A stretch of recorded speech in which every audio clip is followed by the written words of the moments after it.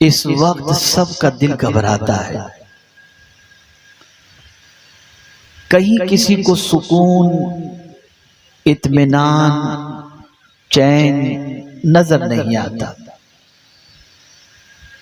डर भी लगता है, बेचैनी भी महसूस होती है, घबराहट भी होती है, सुकून की नींद भी नहीं आती और एक अजीब सी कैफियत से आज का इंसान दो चार है। इंसान ये तसव्वुर करता है कि ये बेचैनी की वजह भी हमने ये जानने की कोशिश नहीं की कि आखिर इस बेकरारी की वजह क्या है, इस बेचैनी की वजह क्या है, इस डर की वजह क्या है, इस कमजोरी की वजह क्या है। जब हमारा दीन सच्चा है और उस दीन के हम मानने वाले हैं तो जमीन पर इतने रुसवा क्यों हैं? आबरू हमारी खत्म, वकार हमारा खत्म, इज्जत हमारी खत्म, वजह क्या है? मसरूफ रहना पसंद करते हैं। मुझे हैरत हो रही है कि साहिब ईमान होने के लिए अल्लाह अज़्ज़ व जल और उसके रसूल सल्लल्लाहु अलैहि वसल्लम के इरशादात का अदब कितना जरूरी है। मैं आप हजरात का ज्यादा वक्त नहीं लूंगा, इसलिए कि एक मुकम्मल और मुफस्सल खिताब आपने समाअत फरमा लिया है। मैं थोड़ी देर के लिए आपके दिलो दिमाग में मौजूद एक पेचीदा मसले के हल के लिए कुछ बातें आपकी समाअतों के हवाले करने की कोशिश करूंगा। अल्लाह रब्बुल इज्जत मुझे हक कहने और आप सबको हक सुनने की तौफीक अता फरमाए। आइए, इससे पहले कि मिशकात शरीफ की जिस हदीस की तिलावत का मैंने शर्फ हासिल किया, लज्जत नहीं मिलती, रोजे रखते हैं लज्जत नहीं मिलती, उम्रा करते हैं लज्जत नहीं मिलती। मुसलमानों संभल जाओ, मुसलमानों हालात बड़े बद से बदतर और बहुत बुरे से बुरे इस्तकबाल के लिए तैयार हैं। अगर आज हमने तौबा नहीं की, आज अल्लाह की बारगाह में हमने रुजू नहीं किया, तो याद रखें दुनिया की कोई ताकत तबाही से नहीं बचा सकेगी, दुनिया की कोई ताकत बर्बादी से नहीं बचा सकेगी। आज हमारा हाल ये है, हम गुनाह करके कहे लगाते हैं और बुजुर्गाने दिन नेकी करके भी डरा करते थे, उनकी आंखों में आंसू हुआ करते थे। अल्लाह अकबर, कौन नहीं जानता हजरत इमाम आजम अबू हनीफा रहमतुल्लाह ताला अलैह को जिस जगह पर आज उनका मज़ार मुक़द्दस है, 6000 कुरान शरीफ उन्होंने उस जगह पर पढ़े हैं बैठ करके, जहां आज उनका मज़ार मुक़द्दस मौजूद है।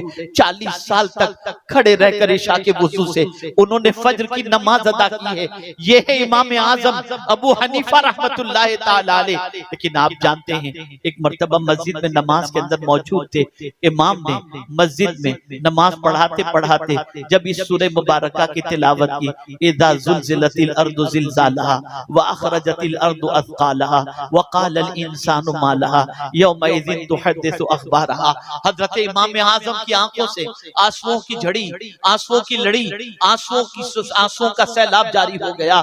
अल्लाहु अकबर, नमाज खत्म हो जाती है, मस्जिद का दरवाजा बंद करने का वक्त आता है, सारे मुसल्ली मस्जिद से जब निकलते हैं तो इमाम आज़म अबू हनीफा रहमतुल्लाह ताला अलैह ने मस्जिद के खादिम से फरमाया, रुक जाओ, एक काम करो, मुझे आज की रात मस्जिद में रहने दो और तुम बाहर से दरवाजा बंद करके चले जाओ। उसने कहा ठीक है। इमाम आज़म मस्जिद ही में रह गए और वो बाहर से दरवाजा बंद करके चला गया। वो इमाम आज़म जिनका दामन नेकियों से तर ही नहीं, बल्कि अल्लाह ने इतना ऊंचा मकाम अता फरमाया कि मेरे प्यारे आका सल्लल्लाहु अलैहि वसल्लम के प्यारे दीवानों, रसूल आज़म सल्लल्लाहु अलैहि वसल्लम की बशारत के वो मुस्तहिक ठहरे। लेकिन उसके बावजूद आप जानते हैं, पूरी रात इमाम आज़म मस्जिद के अंदर अल्लाह की बारगाह में खड़े होकर गिरियोजारी फरमा रहे हैं, यहाँ तक कि सुबह जब फज्र का वक्त हुआ और खादिम ने मस्जिद का दरवाजा खोला, अंदर अंदर दाखिल हुआ तो क्या देखता है, इमाम आजम अपनी दाढ़ी को पकड़े हुए रो रहे हैं और कह रहे हैं, ए अल्लाह अगर तूने नौमान को बख्श दिया तो ये तेरा बहुत बड़ा करम होगा। ये कौन कह रहा है जिसके दामन में हजारों कुरान का सवाब लिखा हुआ है। आज हम तो कुरान पढ़ते भी नहीं, हम तो कुरान देखते भी नहीं। अगर मैं ये सवाल पूछूं तो शायद बहुत ज्यादा लोगों को शर्मिंदगी होगी। आप मुझे बताओ, आप में से कितने लोग हैं, कितने दिन हुए हैं कि आपने कुरान नहीं देखे? आप में से बहुत सारे ये बताएंगे जमाना हुआ कुरान नहीं देखा, बहुत सारे कहेंगे हमें पढ़ना नहीं आता। अभी चंद दिनों पहले की बात है, एक साहब ने मुझे फोन किया, हजरत मेरी रिपोर्ट आई है, शुगर मेरी बहुत हाई हो गई है, हजरत कोई नुस्खा बताएं। मैंने कहा सुनिए नुस्खा ये है, आप रोजाना पाव पारा कुरान शरीफ की तिलावत करें, शुगर लेवल पर आ जाएगी। उसने बहुत माजरत के साथ कहा, हजरत मेरी उम्र 50 के करीब तो हो चुकी है, लेकिन मुझे कुरान पढ़ना नहीं आता। अल्लाह अकबर। वो कौम जिसको कुरान पढ़ना भी नहीं आता, वो कौम जिसको नमाज के मसाइल भी नहीं आते, वो कौम जिसको नमाज का तरीका भी नहीं मालूम, वो कौम जिसको सूरह फातिहा भी नहीं मालूम, वो कौम जिसको अल्लाह अज़्ज़ व जल्ल के बारे में अकीदे के एतबार से कोई वाकिफियत नहीं, अगर वो कौम इसी तरीके से अपनी जिंदगी गुजारती रही तो आप मुझे बताओ अल्लाह की बारगाह में क्या मुंह दिखाओगे? अल्लाह की बारगाह में किस तरीके से हाजिर होगे? अल्लाह अज़्ज़ व जल्ल की बारगाह में कैसे जवाब दोगे? ऐ रसूल आज़म सल्लल्लाहु अलैहि वसल्लम के दीवानों, बड़ी प्यारी बात किसी बुजुर्ग ने फरमाई है, मुझे इतनी अच्छी लगी कि आज दिन भर में उसी बात को सोचता रहा और मुझे लगा कि आज मैं तकरीर करने की बजाय यही बुजुर्ग वाली बात में कहकर अपनी गुफ्तगू को खत्म कर दूं। लेकिन बहरहाल जलसा सजाने वालों ने जलसा सजाया, आपसे पूछा गया, आपने गुफ्तगू सुनने का इरादा जाहिर किया, मेरी जिम्मेदारी बन गई मैं कुछ बातें आपके समातों के हवाले करूं, कुछ याद रहे या न रहे ये जुमला जरूर याद रखना। एक बुजुर्ग फरमाते हैं, जिस तरह पैदा जब तुम हुए थे और पाक थे, पैदा हुए थे तब तुम पाक थे, कोशिश करो कि मरते वक्त भी तुम पाक रह करके मरो। पैदा हुए थे तो पाक थे, कोशिश करो कि मरते वक्त भी पाक मरो। आप सोचते होंगे कि पैदा होने के बाद तो गंदगी लगी रहती है। खुदा के बंदो सुनो, हुजूर सल्लल्लाहु अलैहि वसल्लम इरशाद फरमाते हैं, अल्लाह अज़्ज़ व जल जिसके हज को कबूल फरमाता है, जिसे हज मबरूर की सआदत अता फरमाता है, वो गुनाहों से ऐसा पाक हो जाता है जैसे आज ही अपनी माँ के पेट से पैदा हुआ। पता चला माँ के पेट से पैदा होने वाला बच्चा पाक होता है, तो जिस तरह हम आने में पाक रहे, दुआ करो अल्लाह जाते वक्त भी हमें पाक रखे ताकि हम पाक होकर इस दुनिया से गुजरें। मेरे प्यारे आका सल्लल्लाहु अलैहि वसल्लम के प्यारे दीवानों, ठंडे दिमाग से सोचो, दिलो दिमाग को हाजिर कर सोचो, कितनी गुनाहों की गंदगियां हमारे वजूद पर लगी हैं। कभी कभी तो हम नौजवानों से कहते हैं चलो नमाज पढ़ने, हजरत हम नापाक हैं, अल-अयाज़ु बिल्लाह, खड़े रहकर कहीं पेशाब कर रहे हैं। मुसलमान और नापाक, मुसलमान और गंदा, मुसलमान और इस तरीके से जिंदगी कहाँ जा रहे हो?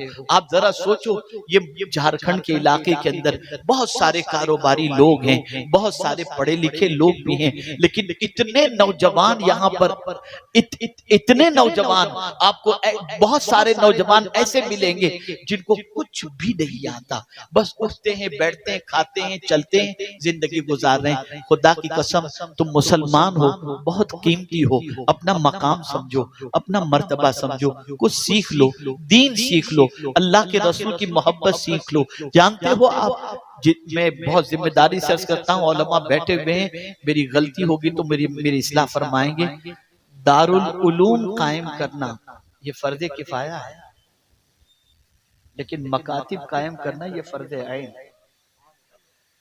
ये जुमला याद रखिएगा, दारुल उलूम कायम करना फर्ज़े किफाया है, लेकिन मकातिब कायम करना ये फर्ज़े ऐन है।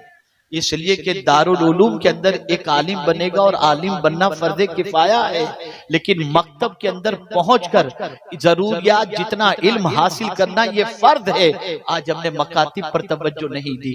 आज हमारी कौम के बच्चे गली कूचों के अंदर भटकते घूम रहे हैं, हमारे पास मकतब नहीं। मैं बड़ी माजरत के साथ हाथ जोड़कर अर्ज करता हूँ, आप लोग हमें बुलाते हैं, अल्लाह आपको सलामत रखे।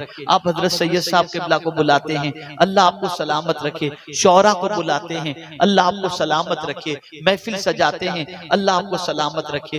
लेकिन मेरी गुजारिश को कबूल कर लो, खुदा के लिए आप अपने इलाकों के अंदर मोहल्ले मोहल्ले में मकतब कायम करो, ताकि आपका बच्चा कुरान सीख ले, आपका बच्चा नमाज सीख ले, आपका बच्चा वुजू का तरीका सीख ले, आपका बच्चा कुरान पढ़ना सीख ले। अगर आपने ये इंतजाम नहीं किया और आपने इतने बड़े बड़े जलसे किए, आपका कोई फायदा नहीं है। इसलिए कि अगर आपका बच्चा कुरान पढ़ना नहीं जानता तो आप मर जाएंगे, वो आपको इसाले सवाब करने की ताकत नहीं रखेगा। आप जरा सोचो तो सही, कहां जा रही है हमारी कौम, किस तरफ जा रही है। और याद रखो, मुसलमानों के सीने से इस्लाम के निकलने की पोजीशन अगर ये है, मैं कहूं तो गलत न होगा कि टिमटिमाते दिए की तरह इस वक्त मुसलमानों के सीने में इस्लाम है।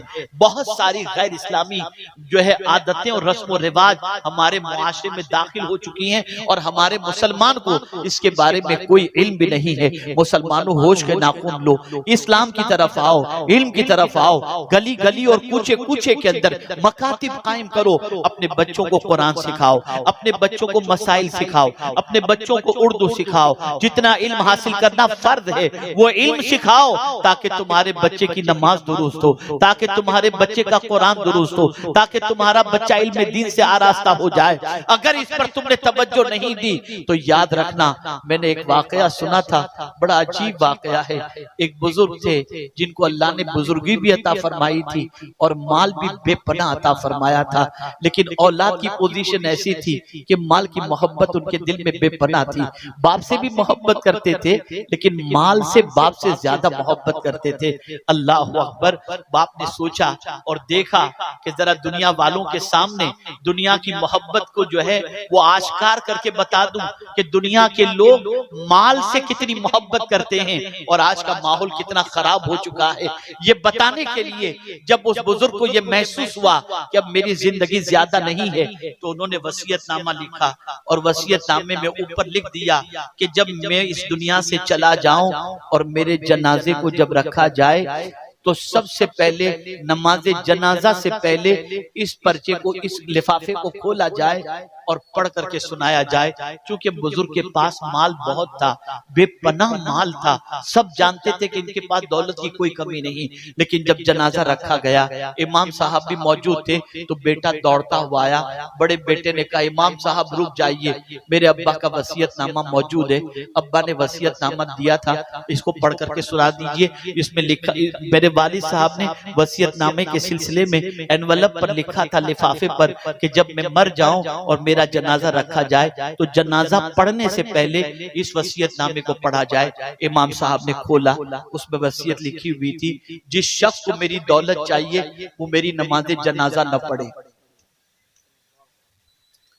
जिस शख्स को मेरी दौलत चाहिए वो मेरी नमाज जनाजा न पढ़े। बड़े मालदार थे, बेशुमार लोग नमाज जनाजा में आए थे, लेकिन जब वसीयत सुनी एक एक करके सब खिसकने लगे, एक एक करके सब खिसकने लगे। जब देखा कि अब तो बच्चे ही रह गए, बाकी सब साइड पे खड़े हो गए, तो बच्चों ने सोचा कि गैर लोग जब मेरे बाप का माल ले जाएंगे तो हम तो ज्यादा हकदार हैं। बेटे भी खिसक गए, बेटे भी खिसक गए। एक साहब तशरीफ लाए, कहा, इमाम साहब नमाज क्यों नहीं पढ़ा रहे, नमाज जनाजा? कब मरने वाले ने वसीयत की थी कि मेरी नमाज जनाजा पढ़ने से पहले वसीयतनामा पढ़ के सुना देना। मैंने वसीयतनामा पढ़ करके सुनाया, सब खिसक गए। ये है दुनिया। अगर अपने बच्चों के लिए आपने माल छोड़ा और दीन नहीं छोड़ा, यही हाल होगा। इसलिए बहुत सारे बच्चे माँ बाप के मरने का इंतजार और दुआएं करते हैं। ताकि इनकी दौलत के ऊपर कब्जा किया जा सके। कहां जा रहे हो? आज झारखंड का इलाका, आप लोग, आप में से बहुत सारे खुशहाल ऐसे हैं जो चाहें तो कई मकातिब इलाकों के अंदर कायम कर दें। मैं आपको यकीन के साथ कहता हूं, अगर आज आप लोगों ने मकातिब कायम नहीं किए तो आपकी नस्लों के अंदर इस्लाम बाकी रखना बहुत मुश्किल होगा, बहुत मुश्किल, यानी बहुत मुश्किल। मैं इतना बड़ा मजमा है, अगर मैं इस मजमे में से किसी से पूछूं कितने लोग कुरान सही तौर पर पढ़ना जानते हैं, वल्लाह मैं यकीन के साथ कहता हूं शायद ही कुछ लोग हाथ उठा पाए। नहीं जानते कुरान पढ़ना। जब आप नहीं जानते आपकी नस्लें क्या जानेंगी? और जब कुरान नहीं जानेंगे तो आप मुझे बताइए नमाज कैसे दुरुस्त होगी? और जब नमाज दुरुस्त नहीं होगी तो फिर आप मुझे बताइए अंजाम क्या होगा? खुदा के लिए होश के नाखून लो, अल्लाह की बारगाह में तौबा करो, अल्लाह की तरफ रुजू करो, अल्लाह की तरफ पलट आओ, गुनाहों से रिश्ते को तोड़ो, दीन से रिश्ते को मजबूत करो। जब आपने इस कॉन्फ्रेंस का नाम दीन हक कॉन्फ्रेंस रखा है तो दीन की तरफ पलट आओ ना। कभी आपने सोचा इस दीन को हम तक पहुंचाने के लिए इमाम हुसैन ने अली अकबर की कुर्बानी दी? इस दीन को हम तक पहुंचाने के लिए इमाम हुसैन ने अली असगर की कुर्बानी दी। क्या पहुंचाना था हम तक? क्या माल पहुंचाया इमाम हुसैन ने? नहीं, इमाम हुसैन ने सब कुछ लुटाकर हम तक दीन पहुंचाया। इसीलिए तो कहने वाले ने कहा दी अस्त हुसैन, दी पना अस्त हुसैन, यूं नहीं कहा गया, इसीलिए कहा गया।